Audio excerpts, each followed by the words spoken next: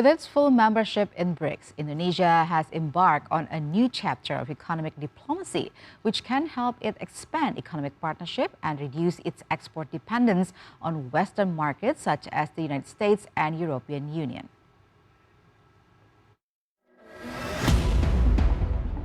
Brazil's government announced in early January that Indonesia has been admitted as a full member of the Brics bloc of developing economies, just 3 months after the country openly unveiled its desire in joining the economic alliance. Brazil, which holds the bloc's presidency this year, announced on January the 6th that member states had approved Indonesia's entry by consensus, making it the first nation from Southeast Asia to join the economic grouping. In October, during Brics annual summit in Kazan, Russia, Indonesia's new foreign minister Sugiono said President Prabowo Subianto, who has sworn into office just days earlier, had decided that Indonesia would seek full membership in the grouping. Speaking in Jakarta following the announcement, Sugiono said that becoming a full member of Brics won't be against the country's active and free foreign policy. It instead aligned with the main priorities of the Prabowo administration. In another event, Foreign Minister Sugiono acknowledged that Indonesia's decision to join the Brics bloc of developing economies initially received opposition at home, with critics arguing that it could conflict with the country's free and active foreign policy principles. Sugiono argued that Indonesia's free and active foreign policy allows the country to establish relationships with any nation or alliance while maintaining independence and pursuing its national interests. The term Brics originally denoted a collection of countries experiencing rapid economic growth that would emerge as the dominant economic players of the 21st century. The acronym, derived from the names of the early members Brazil, Russia, India, China, and South Africa, has since been adopted as the name of a formal intergovernmental organization that aims to create greater economic and geopolitical integration and coordination among member states. Over time, Brics has attracted interest from other nations, leading to membership expansion. In 2024, new members included Egypt, Ethiopia, Iran, and the United Arab Emirates, and later Indonesia. With Indonesia's full accession to the Brics now accounts for 40% of the global GDP and half of the world's population. It also has 12 partner countries: Thailand, Malaysia, Vietnam, Algeria, Belarus, Bolivia, Cuba, Kazakhstan, Nigeria, Turkey, Uganda, and Uzbekistan. According to the Center of Economic and Law Studies, or CELIOS, Indonesia's full membership of the Brics grouping will provide trade benefits, especially in expanding its export markets. So far, Indonesia's exports have been dependent on traditional markets such as the United States and Europe, CELIOS's economic director, Nailul Huda, said. By joining Brics, it can reduce its dependence on traditional markets such as the United States and Europe, which have adopted more protectionist trade policy. As widely reported, President-elect Donald Trump plans to impose high import tariffs to protect local economies, while the European Union has imposed restrictions against Indonesia in retaliation to trade in palm oil, nickel, and other raw materials. While analysts hail this as a success for President Prabowo's administration, they also caution that Indonesia must remain vigilant about threats previously voiced by Donald Trump toward Brics.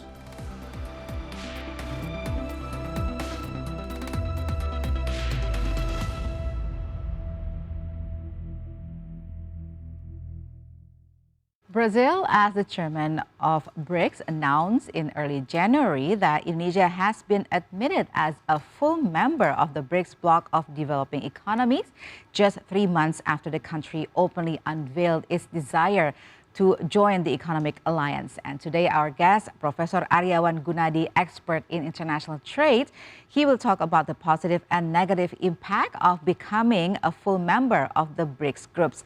Professor Ariawan Gunadi, thank you very much for joining us today. Thank you for inviting me. It's an honor. All right. So the government has described the country's full membership in Brics as a strategic step to improve cooperation with other developing nations. In your opinion, how important is the Brics membership for Indonesia? Yeah, first of all, this is a good time. This is a good opportunity for Indonesia because this is a good momentum because Indonesia just finished join as a full membership at the time before, still in processing. But the process is quite fast.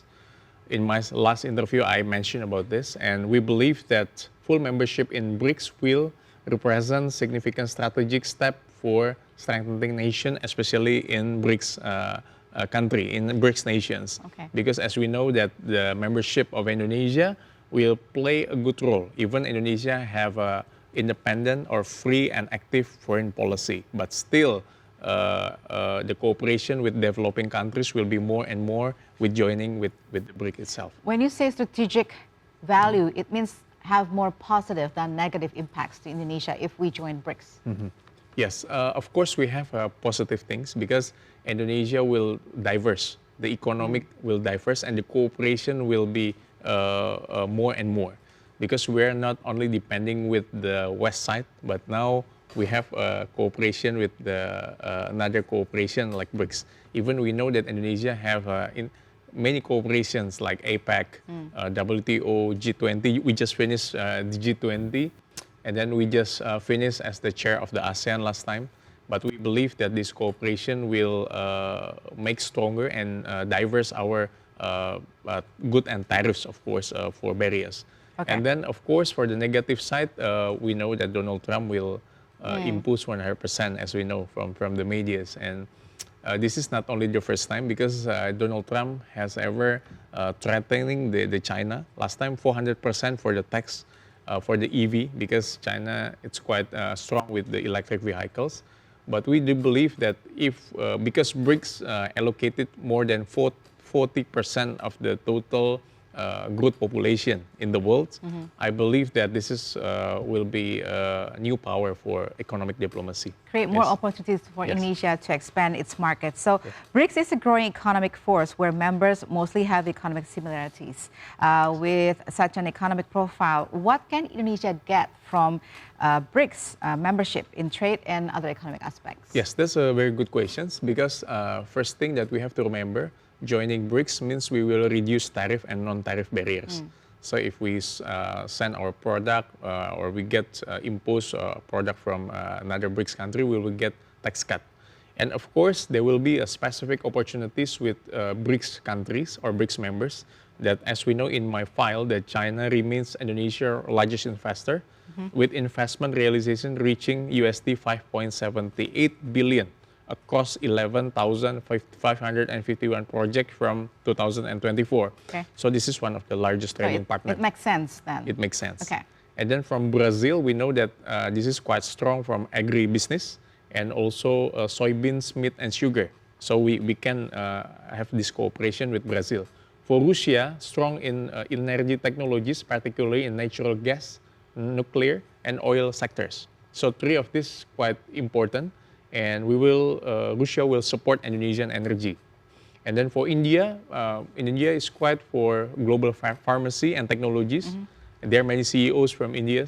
And from South Africa, we know that very rich with mineral resources, gold, diamond, and all the mineral resources. I think we can cooperate more with those BRICS countries. Okay, so you have already mentioned about China, Russia, India, and South Africa. How about Brazil? What can we develop with Brazil in this framework? Yeah, because Brazil has a tropical forest and also have a significant potential to join efforts to sustainable forests because Indonesia also have many forests. And then for climate change mitigation, we can do many cooperation with Brazil. And of course, as I mentioned, that because this is a major producer of agribusiness commodities like soybeans and meats and of course sugar, Brazil will support our economic more and more, especially in BRICS country as a full membership like this. So as you mentioned just now, so we have a lot of opportunities to expand our markets there. But you also mentioned earlier that there's also a negative aspect in this kind of membership.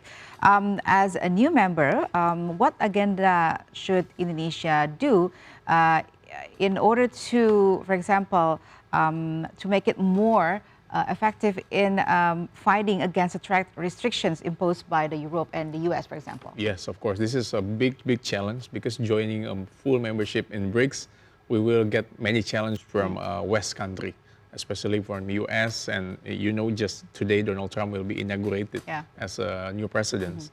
As we know that Indonesia opportunities, we have to advocating the more developing countries, especially to propose some of reducing tariff and non-tariff in developing countries, especially in ASEAN. Because Indonesia, as one of largest country in ASEAN, with Malaysia, with Thailand, with Singapore, with several countries in ASEAN, we believe that in advocating reducing tariff and non-tariff barrier will assist ASEAN countries, especially in the economic diplomacy within several countries in BRICS. And we do believe that this first step, Indonesia can push the reform on global institutions to reform, to check out, to review all the regulations adjusting with the BRICS membership. Some people said that it's like a backfire policy for Indonesia if we join BRICS. What do you think about that? Yes, of course, this is a good point. While the threat of tariff is never trivial, that the practical of environments such as faces legal, economic, and diplomatic obstacle will be facing. But in my notes that high tariffs harm the imposing country's own industry and consumer as much they affect the target nation. So Indonesia membership in BRICS will support the economic more, but we have to be careful because Indonesia, as I mentioned before, we have independent and active foreign policy, politik bebas aktif. So that's why we have to be independent among this. We must be a good bridge builder among this nation between West and East country. So as our membership with many union like APEC, WTO, G20, ASEAN, and etc., it shows that Indonesia is still on the track. But I don't know what will America do, but I believe they will take action like what they did to China last time. Okay. Erlangga Hartarto, our minister, said that Indonesia will try to lobby through bilateral cooperation. Do you think this is going to be effective? Yes, I think what Erlangga said, they're trying to build diplomacy, negotiation, bilateral with regional or multilateral event. By negotiating this, I think this is quite good because still we keep a good position with United States. Because as we know that Donald Trump will strict, like today TikTok, we see in many medias, it's prohibited to enter US and something like that. But we believe that if we stay focused and then we put our diplomacy in bilateral, head-to-head, state-to-state, I think it's quite good. We'll support Indonesia as one of the largest countries in ASEAN. Okay. Now, one of the things that interesting from joining BRICS is Indonesia can get access to low-cost financing through the New Development Bank, or NDB. Do you think a new member like Indonesia can also benefit from NDB's financial facilities like this? Yes, that's a good point, that the NDB has authorized capital up to USD 100 billion, so intended to fund infrastructure and sustainable development. Of course, now maybe some of the country depending on the IMF, but with the NDB, we believe that we still have a good negotiation until now regarding the interest for developing countries. We do believe that we have an alternative bank loan beside the IMF itself. So from a legal perspective, that NDB's framework is governed by an agreement of New Development Bank, and we do believe that this is a very potential present Indonesian for a structural legal framework that we can support all the financial and economic development, not only by joining one side, but by knowing NDB itself. So this is like also expanding opportunities for investments. You're right. Okay, so we're not only relying to one sources, but also other sources. That's the point. But we're still going to openly invite other investments, right? Not only from the BRIC member countries. Sure. Because Indonesia is still now addressing as a member of OECD. We're still processing, but we will wait. We do believe that this year we can finish it. But joining with many organizations of course, there will be significant implications that we have to optimize. What Trade kind of agreements. implications that you are trying to say here? The implication is that we can become a market from other country. So we have to see from the trade balance. Hopefully, we can push our export. We can push our product go to another country. So we can support our small medium enterprise to come over to support and then to support them to be sent to abroad. Yeah, because we have almost similar markets compared to the Yeah. BRIC members Yes. countries. What is the best strategy for this, do you think, for Indonesia? Yes, of course, we have some of them, we have similar markets. That's why we have to find what is the uniqueness. So we can become a good, a complementary country among each other. Example, what China's strong example in EV, what we strong example in crude palm oil, we can support them in CPO. So another country also what their product is, what they good on services, what they good in several product, we can complement it. So I think from this issue, we can be good as a complementary states to support them, what they need, what they want. Because why? Because we cannot be a good producer like EV because it needs time, it needs more. China produces more and more. They compare between US, Korea, China. China still lead to produce EV itself.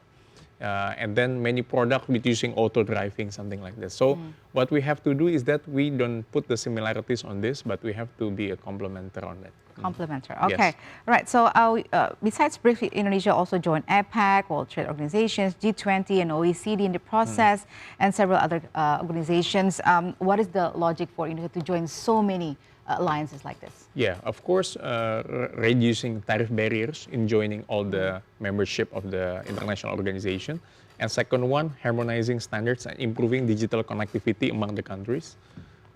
What Indonesia do is that we have a lot of challenges to how they push all the developing countries in ASEAN because not all the countries ASEAN same the position like Indonesia or Malaysia or Thailand, something like that. Some of them maybe still need time to adjust our nation. So that's why what we have to do is that we have to boost our export and import, especially export, especially our product to be sent to other country. And then also we can engage negotiation bilateral with every country, like BRICS membership or in APEC membership or G20.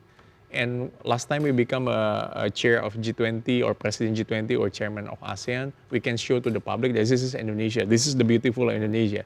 So that's why we can show that we have our market, we have our tourism. So lots of things that we can do, especially focusing in trade policy to reduce tariff and non-tariff barrier, I think.